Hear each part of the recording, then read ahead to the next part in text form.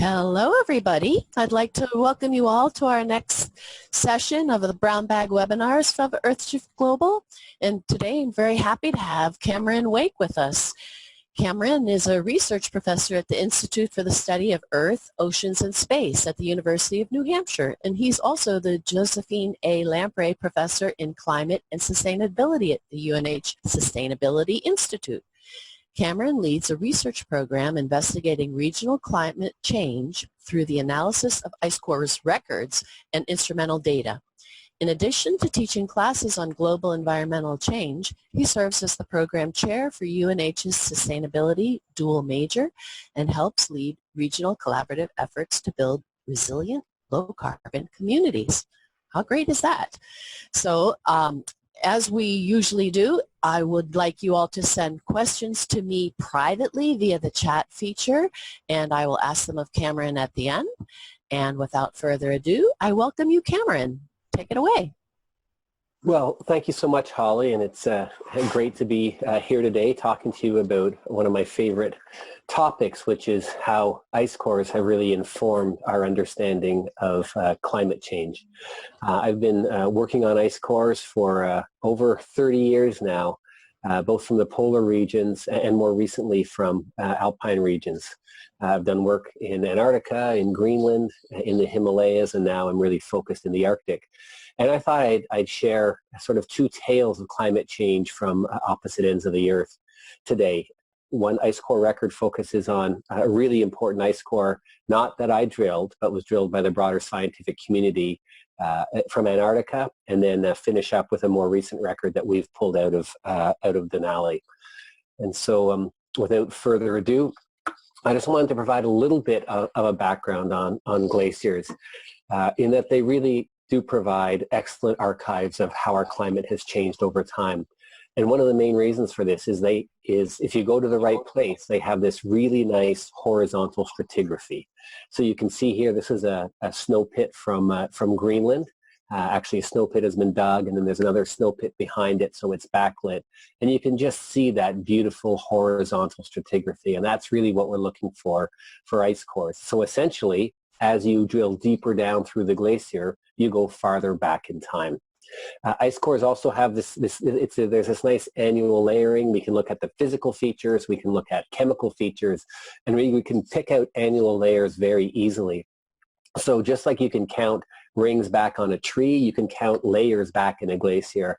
And so we have really good sort of chronological control on the glaciers, so that we can on the record, so that we can compare them to events that have occurred over time. There's really excellent dating control. We also pick up things like really big volcanic eruptions, so they provide us with additional reference horizons to ensure that our annual layer counting is good. And that annual layer counting is just essential for, that dating control is just essential for any really good paleoclimate record. This is just a little cartoon of a cross-section through a big ice sheet. You can sort of think of this as Greenland. Those green bars represent sort of the relative thickness of annual layers. So a layer that might be relatively thick on the surface, as you get deeper in the glacier, it becomes thinner and thinner and thinner. So the deeper we go in the glacier, not only do we go back in time, but the majority of the record actually can come from the lower part of the glacier. This figure also shows you those black lines represent the flow lines of individual particles that we work very hard to go to the divide in order to drill these ice cores, so that it's not really influenced by any lateral flow, but all of the flow is vertical. All right, so the first set of cores I want to talk to you about come from Antarctica, and they're a combination of cores from a place called Vostok and a place called Dome C. So the Vostok record was drilled first. It's a Russian station. It was drilled by the Russians and analyzed by the French and the Americans and the Russians as well. And then there was another, and that record goes back a little over 400,000 years.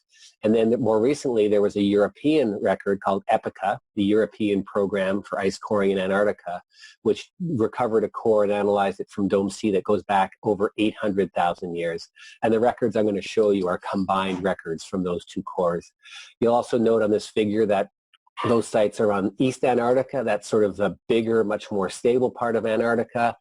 West Antarctica is the section that we're very concerned about in terms of sea level rise in the near future as it is continuing to disintegrate. But that's a different lecture for a different time.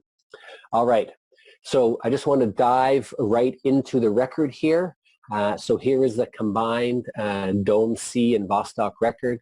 You'll see on the axis on the bottom there that we're going back over 800,000 years.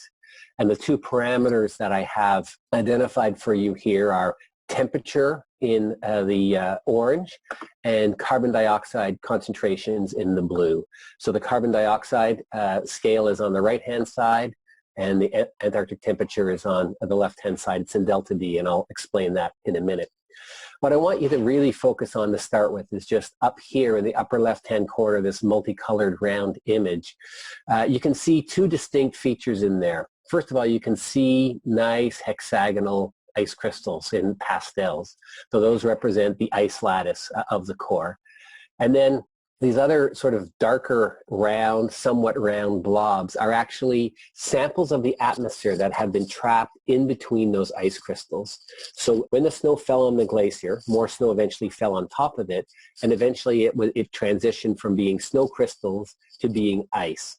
And when the definition of ice is when you actually close off all those pore spaces and you trap these samples of the atmosphere.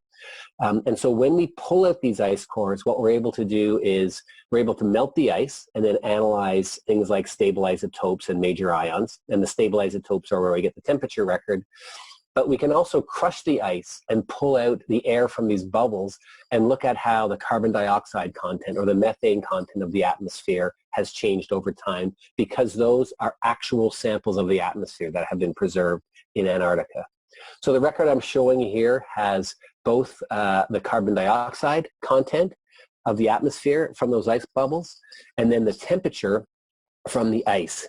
And so just briefly, when actually the snow is formed in the atmosphere, when you condense atmospheric moisture from water vapor into a snow crystal, you actually, the stable isotope ratios, whether it's hydrogen and deuterium or oxygen 18 and oxygen 16, actually record the temperature at which that formed. And so you look at relative changes, and you can see when you have more negative values, it's colder, and when you have less negative values, it's warmer. All right, so we've got a record here we're showing you of Antarctic temperature going back 800,000 years, and we've got a record of carbon dioxide concentrations. And there's three things I really want to highlight here. The first, which I hope has been obvious to you so far, is that there's this fundamental relationship between temperature and carbon dioxide concentrations.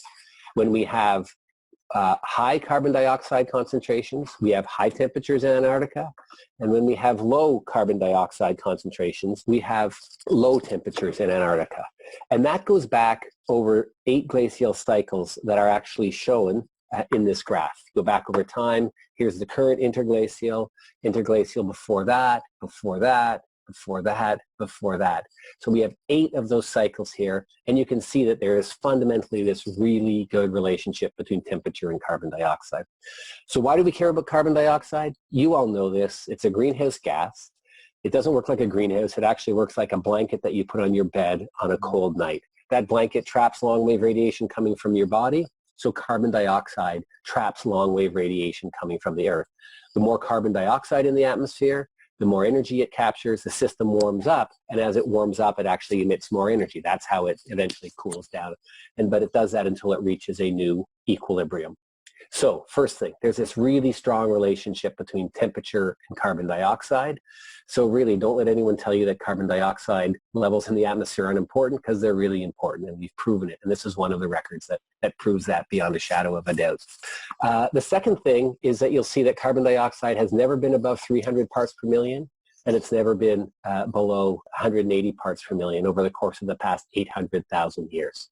So that's essentially how the Earth system has been operating between these two endpoints in terms of the carbon dioxide content. So there were sort of 3 things in there. There's a relationship between temperature and carbon dioxide. There's the 8 glacial cycles, and there's this limit in terms of what carbon dioxide has, the limits, the upper and lower limits. And I'll just mention briefly, the glacial interglacial cycles are actually driven by changes in the Earth's orbit around the sun that ultimately result in cooler summers in the northern hemisphere that drive us into a glaciation, and then warmer summers in the northern hemisphere that drive us out of a glaciation. And we can talk about that more if you'd like to. So what I want to do is put this 800,000 year record in the context of what we're experiencing in our atmosphere today. So what I've done is I've changed the y-axis here, and I've squished down the Antarctic temperature and carbon dioxide records, although they're still the same record, just on a different axis. And then what I've plotted in the green on the far right-hand side with the word current with the arrow going towards it, so over here, is the record from Mauna Loa. So in Hawaii, we've been monitoring real-time atmospheric carbon dioxide since about 1958. And since that time, it's gone up from about 315 parts per million to about the current 410 parts per million. What you'll see is that the amount of increase in carbon dioxide that we've experienced over the last 55 years is equivalent to a shift that we see during a glacial interglacial transition.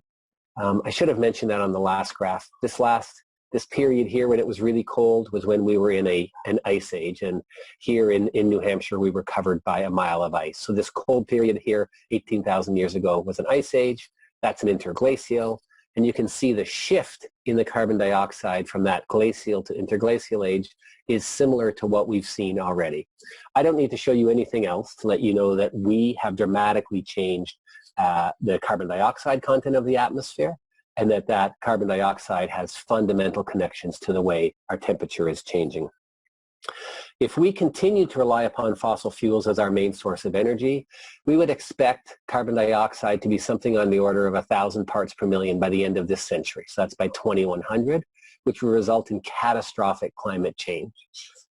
Conversely, if we invest heavily in clean energy and energy efficiency, we would expect somehow to stabilize carbon dioxide on the order of 450 to 500 parts per million by the end of this century. So this is really our challenge. How do we bend the curve and not end up at 1,000 parts per million by volume, and rather stabilize at 450 to 500 parts per million by volume?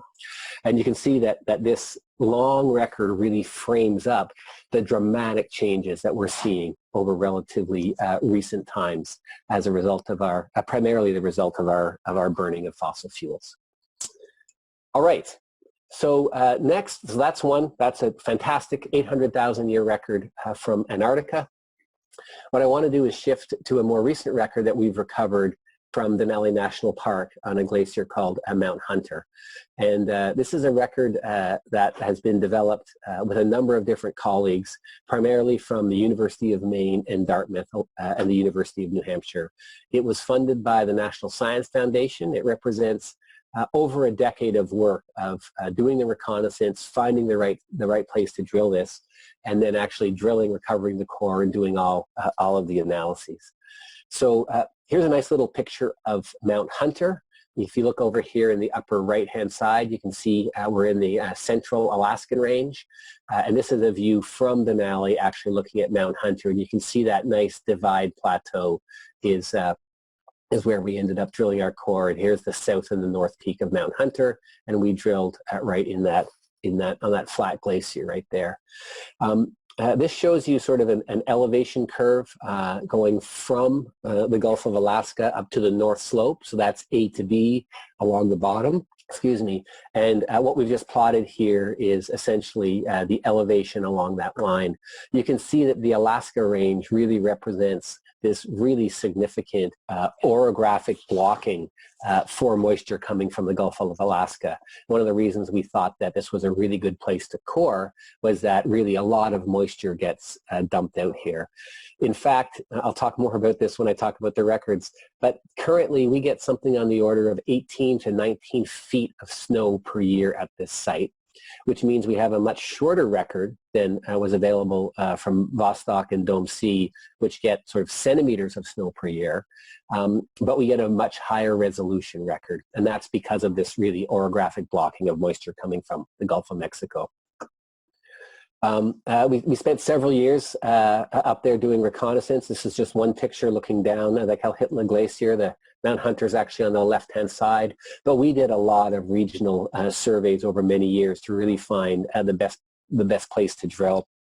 And also, even when we go up, when we were drilling the core, we would have to climb halfway up the mountain to acclimatize because the drill site's at 13,000 feet, and we just couldn't fly in there by helicopter. We had to sort of become acclimatized before we went in. This is an image of one of our shallow pits doing the manual coring that we did early on. Rest assured, we did not drill a deep core by hand. That was all done using a drill, but we did lots of reconnaissance studies. We also did a lot of ground penetrating radar. What you see here is the person in front actually has a transmitter that transmits radio waves that go into the ice, and then they bounce off the bedrock and come back up, and they're received by the receiver here. They reflect from different layers in the glacier as well, and as from the bottom, and that's how we begin to identify where we should drill our core and where the best places to drill, where we have that really flat stratigraphy that I talked about early on. When we were flying back from one of our other sites, we saw this site. This is the site that we eventually drilled at. This is the main North Peak on Hunter, but we saw this beautiful saddle, and we knew that that was exactly where we had to go. One of the big challenges was that while people do climb up there, we couldn't climb up there with all our ice coring equipment. So we developed a really wonderful relationship with Denali National Park and eventually used their helicopter to support our entire program up there. So while most of the program was paid for by the National Science Foundation, the Denali National Park was a really critical collaborator on this project, as was we're in a plane right now run by Talkeetna Air Taxi, and they were just fantastic for getting us in and out of base camp and making sure we got our cores back frozen. So here's some of the results from our ground penetrating radar at the site. You can see the actual fern core site is right here. And then what you have underneath is the results from the ground penetrating radar on this sort of east-west line going right here.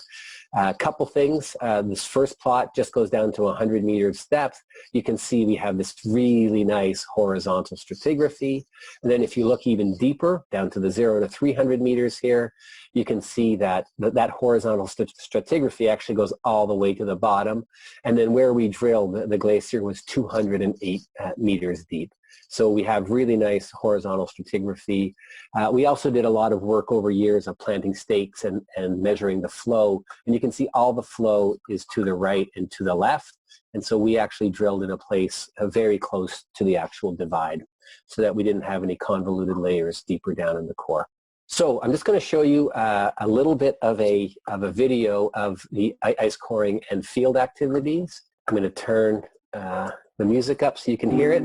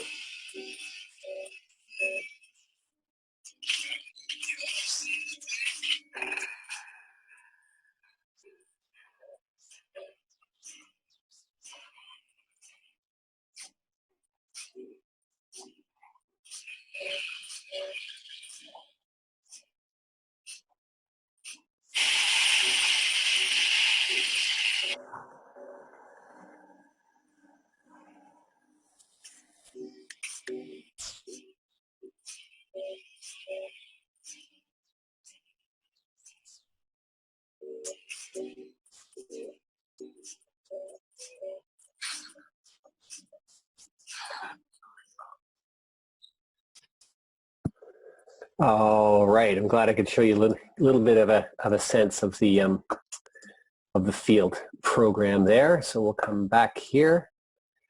All right. One of the things you'll notice was that the little wind turbine and the solar panels up here in the right-hand image, we showed that in the video as well. We drilled this entire core using renewable energy. We did have a backup generator in case that didn't work.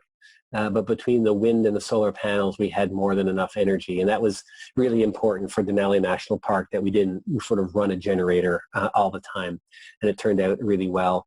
And then you can just get another sense of the ice coring operation here. This is a little portable drill that breaks into many different components, so we can fit it on small planes. And that drill's been around the world with me, drilling cores in Asia and a number of different places in the Arctic. Sometimes it's hard to encapsulate what is the best day of your life, but this represents the best day of the life of an ice core scientist. This is the final piece of core that we pulled out of the 208-meter deep hole. And you can see in the bottom of the core, you can see the shading going a little bit to sort of beige here, and that's because the dust content of the core is increasing, and you can even see in here that there's some small pebbles. So we knew we were at the bottom of the glacier when we got here, and that we had drilled a complete surface to the bottom glacier, which unto itself was, it was a huge task that required dozens and dozens of people and wonderful drillers. But we were just thrilled we were able to do this, and we ended up drilling 2 parallel cores. We've analyzed parts of both of them, but we've also stored a lot of the ice. So if other scientists want to come back and analyze the cores for species when we get new capabilities in our lab, they'll be able to go just to the National Ice Core Lab and pick up this core instead of having to go and drill the core themselves. All right, I just wanted to show you sort of why we have really high confidence in the dating of these cores. So here I'm showing 5 different parameters. There's the stable isotopes, similar to at Vostok, that measure changes between summer and wintertime temperature. You've got magnesium, which is sort of a measure of dust, so that's soluble magnesium, whereas this is insoluble dust. Ammonium, which represents summer times and emissions from ecosystems, and then methyl sulfonic acid, which is a species that comes from the ocean and is sort of a late summer fall indicator. But hopefully you can see as you go down this, you can just count these annual layers almost perfectly. So we had a group of 5 of us that went down and counted all these annual layers and compared our results, but they were really crystal clear. So we're really confident in the dating. And that's especially important here because, as I'll show you later, we compared our record to instrumental records as well, and we had to make sure we were matching up exact years. So you can see here, this is just represents sort of a timing of the stable isotopes. You have a wintertime trough, you have the spring peak in dust, the summer peak in ammonium, and the fall peak in MSA. And there's a picture of the meteorological station that we had on site, which was really important to measure snowfall as well as temperature. And every year we went back, we'd have to sort of dig out the tower and the instruments and lift it up again because of that 15 to 20 feet of snowfall that occurs every year.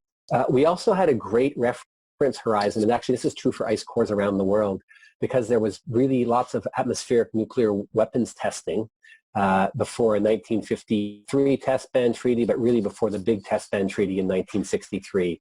So this is all the nuclear weapons testing that went on here by the USA, USSR, and United Kingdom, and that deposited all sorts of radioactive components into the atmosphere, which fell out onto glaciers. Well, what happened is we go back and we take the outside of the core out and we measure cesium-137, which is one of the radioactive products. And you can see that we have this big peak in 1963, which tells us, I mean, that is a really, really solid reference horizon. So we can use dates like that to help us confirm that our annual layer counting is actually really solid. We also have a really good volcanic history in this core. So this here we're looking at the sulfate, which is an aerosol that's generated. The volcano emits sulfur dioxide that gets oxidized to sulfate particles. Those fall out on the glacier. And you can see here this long history of big eruptions. The Katmai was a really big eruption up in that part of the world. It's really easy to spot. It's got a big chlorine spike with it as well. But going all the way back to an Icelandic eruption of Laki, these really help us also serve as key reference horizons for the annual layer counting. So then when we do the annual layer counting, we can develop this nice depth-age relationship. What this curve is really showing you is how much those layers are thinning with depth. So so here's the depth on the bottom, and here's the year up the side. So in sort of the top 100 meters, you can see that there's this linear decrease.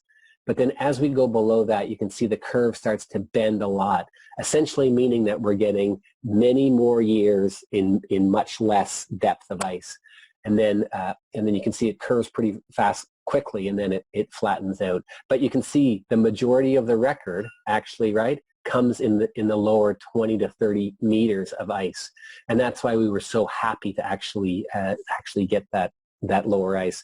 You'll see that this curve ends at 194 meters or 196 meters. We're still waiting to analyze the bottom 10 meters of ice because the layers are so thin there that we are developing new techniques to measure that ice at the bottom of this glacier. All right. This is a really complicated graph I'm not going to spend a lot of time on. But in order to actually recreate how much snow has fallen each year, what we need to do is have an ice flow model that tells us so that we can recreate the thickness of a layer from down low on the glacier to how thick that layer was when it was at the surface. And so this is just to show you that we used 4 different types of flow models to do that correction. And really, again, because we've used 4 different approaches, we feel pretty confident in the results that we've come up with.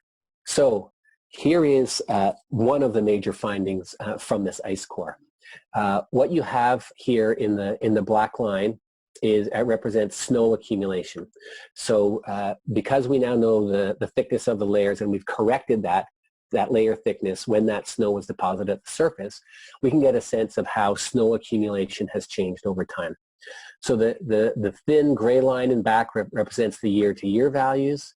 The black line represents a running mean of that, and the blue envelope represents our best estimate of the range that result essentially from the 4 different flow models that we use. You'll see that our record starts at 2000 and it goes back 1200 years. So obviously that's much less than I was talking about in Vostok, but this is a really important record because it is from a place in the world where we don't have much in the way of historical records. So even having an improved understanding of what's happened over the last 1200 years is really important. So if you focus on the black line, what you'll notice is that beginning sometime in the 1800s, we begin to have this significant increase in accumulation, and that the accumulation today is much higher than the error envelope going anywhere back in time. So we're quite confident on that. And essentially, we've seen a 2-fold increase in accumulation. So back here in the 1800s, it was something on the order of 8 to 10 feet. And now the accumulation is more on the order of 19 feet.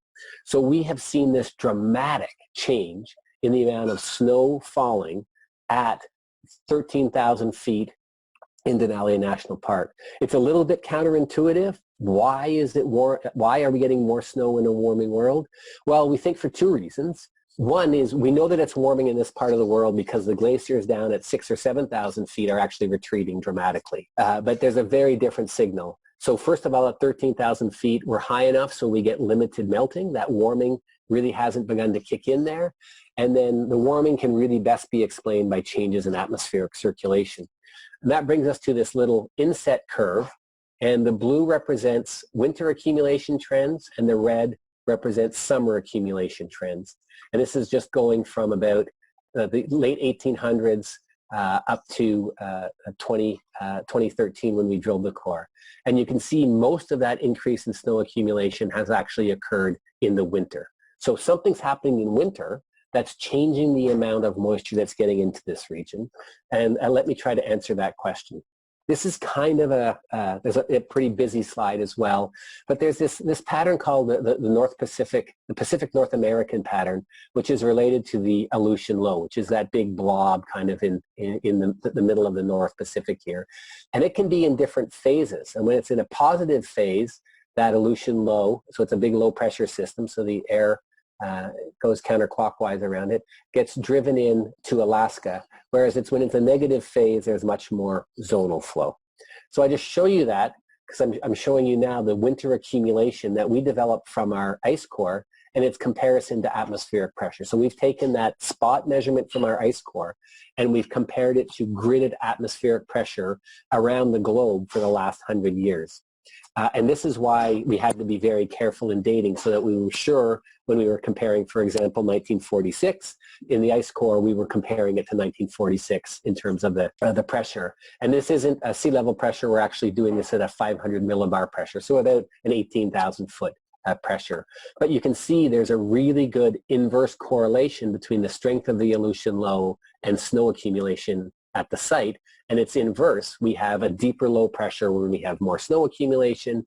The deeper the low pressure, the more that Aleutian low is driving moisture into central Alaska. So this is just to show you that there's the PNA index in the red and the Mount Hunter winter accumulation. You can see that there's a pretty good agreement. So now not only do we know how snow accumulation has changed on site, but we can get a better idea on how atmospheric circulation is changing across the North Pacific. And one of our big conclusions from this is that the strength of the Aleutian low has been increasing over time. And we do have some other evidence for that we've written. There's been some other indicators of that. And then last but not least, I just want to share with you, here's a relationship between winter Denali accumulation and winter tropical surface temperature. And the record we're showing here represents the sea surface temperature in this box, which is underneath India and north of Australia.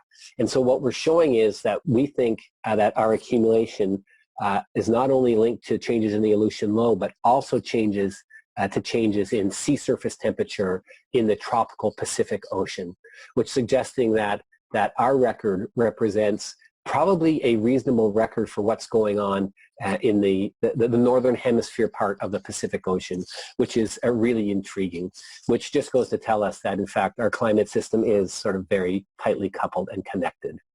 So I just want to end up there. This is a shot of the crew. There's me with hair that hasn't been washed in probably a few weeks there, but it was a great crew and a great record. And I'll just end up there and be happy to answer any questions that you might have for me. Wow, thank you, Cameron. So impressive, and you do such a great job of explaining everything with your charts and graphs and everything. Yeah, I can see you must be a great professor. I do have a few questions for you from the folks out there. The first one is, very interesting, Cameron. How do you know that the CO2 in the atmosphere didn't leak out over time, so the analysis shows a lower concentration now than it did then? So great question. And I should preface this by saying I'm not a scientist that analyzes those trace gases. Those are other labs that do that. But what we know is that once that snow turns to ice, is that those bubbles are in fact sealed off. And they are sealed off and stored in the glacier. So there's an immense amount of pressure in the glacier that keeps those that air in those bubbles. It turns out that when we drill that, we have to be very careful, especially in some parts called the brittle ice zone, not to let that ice fracture. And we do that so when we drill it up and bring it up to the surface, what we do is we put it in containers to keep it cold as well. And then it relaxes over time. And so as long as the physical state of the core, as long as it stays intact, we're quite sure that the carbon dioxide is not leaking out. And then one of the tests we've had on this is that we've gone to places that have high accumulation rates in Antarctica and drilled cores and compared the carbon dioxide stored in the bubbles to what we've measured in the atmosphere over the last 60 years. And there is a very close correspondence. So we've run that test, and that has provided us with additional confidence that the CO2 we measure is an actual sample of the atmosphere. Cool. What causes the CO2 changes over a glacial interglacial cycle then? Oh, that's a great question. And I can tell you the scientific community has been working on this for decades. So the glacial interglacial cycles are driven initially by changes in the Earth's orbit around the sun. And that's what results in slightly cooler or slightly warmer winters. And then once the globe sort of goes into a cooling cycle, there's this thing called the ice albedo feedback loop. You know, a little bit more snow lasts, it reflects more solar radiation, it gets colder. That helps amplify that initial signal. And as that cooling happens, the oceans cool, and cold water absorbs more carbon dioxide than warm water does. And you all know this because when you were kids, you took a warm Coke and you shook it up and you gave it to your brother or your sister and they opened it and it sprayed all over them, right? So, but it had to be warm to work. So that warm soda is carbon dioxide comes out of solution when you take the pressure off it. So the cold ocean absorbs much more carbon dioxide. So as it gets cooler, that carbon dioxide is being absorbed in the ocean. And then vice versa, as it becomes warmer, that carbon dioxide is coming out of the ocean. So there's an intimate relationship between the ocean temperature and how much carbon dioxide that it can absorb. Mm-hmm. And how, let's see, why is the ice core record from Mount Hunter so much shorter than the Vostok Dome C record?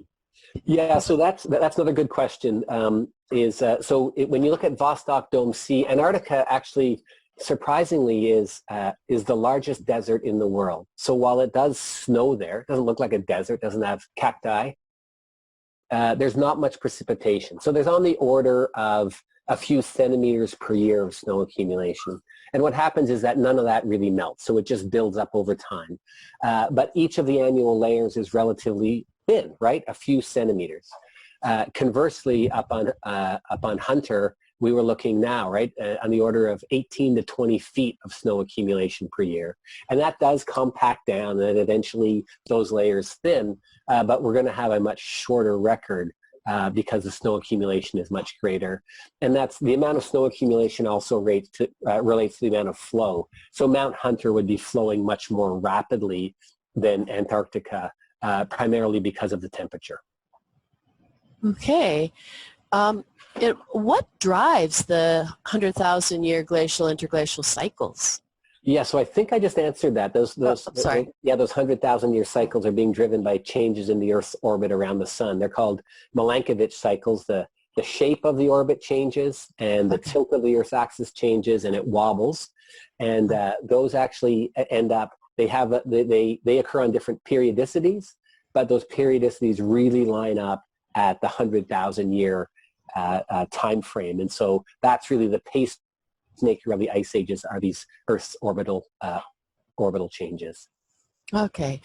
And the fact that you're looking not only at ice cores but also the current air quality measurements on Mauna Loa is really neat. But how long does it take for today's air to become tomorrow's layer of ice? Oh, that's great. It depends totally on where you are, again, because it depends on the snow accumulation rates and what age what we call the firn to ice transition. So that firn to ice transition in higher snow accumulation areas will occur younger, really as young as 20 to 30 years. Whereas if you go to Vostok, it would be more like maybe 100 or 200 years. So when I was talking about that experiment of comparing current air quality measurements to ice cores, we went to those, I didn't. Other ice core scientists went to areas that had really high snow accumulation rates in Antarctica, in the Antarctic Peninsula area to do that measurement. Okay. And this is a rather personal question. Someone says, the whole process of sampling and analyzing ice cores looks fascinating. How did you get interested in this science? So I was lucky enough when I was 14, I had an old brother who was working in the Canadian Rockies, and he said, you know, Cam, you should really come out here and spend the summer out here and learn how to climb. And so I went out to a mountain climbing course out in the Kananaskis country outside of Canmore, Alberta. And that experience, I was out there for a month, it really just changed my life. I fell in love with the mountains, and from that point on did everything I could to work in the mountains and be in the mountains, and even picked my studies at the University of Ottawa to focus on geology and earth sciences so that I can continue to work in the mountains. So it was really through my love of mountains and mountain climbing that I eventually got interested in the science. And in part that was because I was just walking around on glaciers and I found them fascinating. And then through that experience, I connected up with some wonderful mentors. One at the University of New Hampshire, Dr. Paul Majewski, who was already doing lots of ice coring, and I got really involved that way. So it was a combination of my interest in glaciology and finding the right mentors that have really led me into this career. Well, good for you. We're happy you were able to lead us into this information flow. So With that said, I want to thank you so much for your time, and we'll be editing this and posting it for other people who missed it, and anyone else that has questions can email you privately to the email that we have on our website for you. So thank you, Cameron, and with that, I'm going to end this webinar. Great. My pleasure, Holly.